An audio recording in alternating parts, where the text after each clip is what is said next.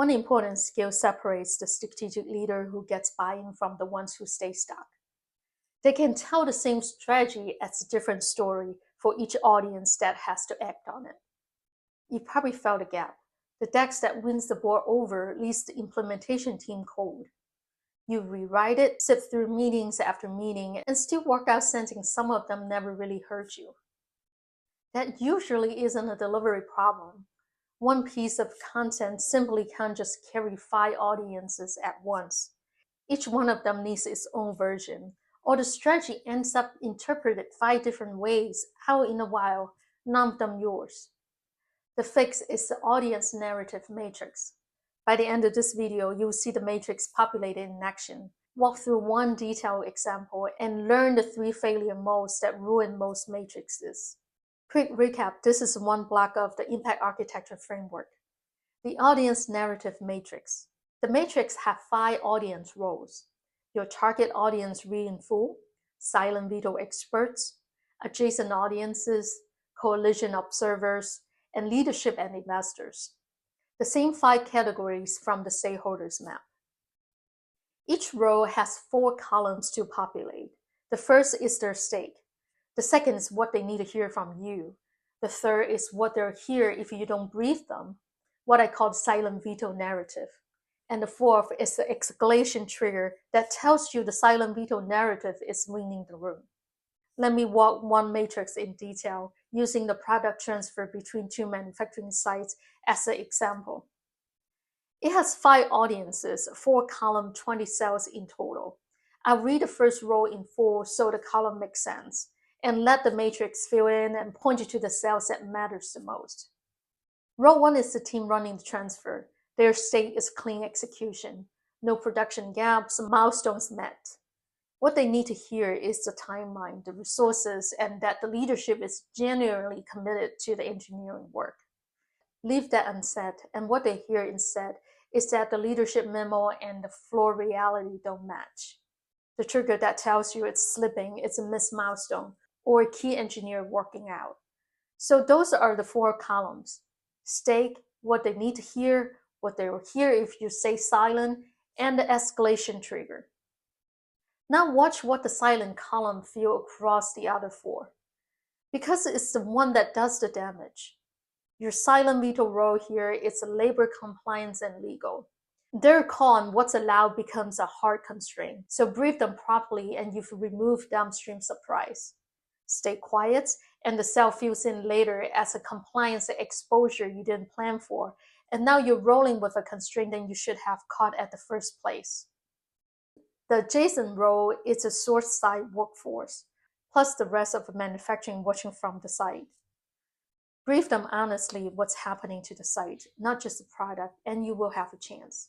Stay quiet, and the cell writes itself as plant closure and layoffs, whichever rumor catches on first. The rest of manufacturing reads it as this is the start of a pattern, and we're next. Coalition observers, the union, and the trade press will run on whatever the workforce posts on Glassdoor if you handed them nothing better. And leadership feels it last but hardest. If the workforce isn't brought along and the site productivity slips, experienced people start leaving and knowledge transfer, morale, product quality, and trust all degraded. And that's what shows up in the operational and financial KPIs, well before any of it ever reaches the public filing, and whether or not it ever does. So that's the 5 audiences, 20 cells, each answerable in a sentence. In a real initiative, each role will usually hold more than one stakeholder, with different functions and different stakes, and that makes shifts from one initiative to the next. What matters is doing the due diligence on every role, so no one important gets overlooked. And the column that carried the weight all the way down was the same one. What they will hear if you don't brief them, the silent veto narrative. That's the column that often gets overlooked, and it is the one that writes itself when you leave them empty. 3 failure modes ruin most matrices. Watch out for them when you build yours. Failure number 1 is one narrative for all. Different audiences coming looking for completely different things. The board wants strategic fit. The implementation team needs technical clarity. Customer cares about value and investors care about the numbers. No single story carries all of them, so it satisfies one audience and loses the rest. Failure mode number 2 is a narrative that hides the trade-off. Every strategic initiative gives something up to get the new thing. Either your narrative names the trade-off or your audience does. And when they name it, they don't use your framing.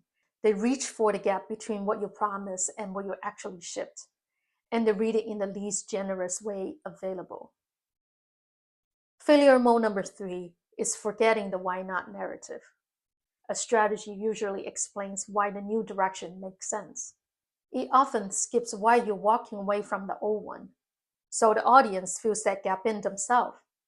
And what they reach for is usually some version of they're chasing growth at the expense of what they used to stand for. Here's what I suggest you to do. Take the initiative you mapped last week. Spend an afternoon building the matrix. Pay particular attention to the silent veto narrative column for each role, because that's where the trouble lives, and it's a column operators most often skip. You can run this in 2 ways, Excel by hand or with the AI prompt that drafts the first pass for you.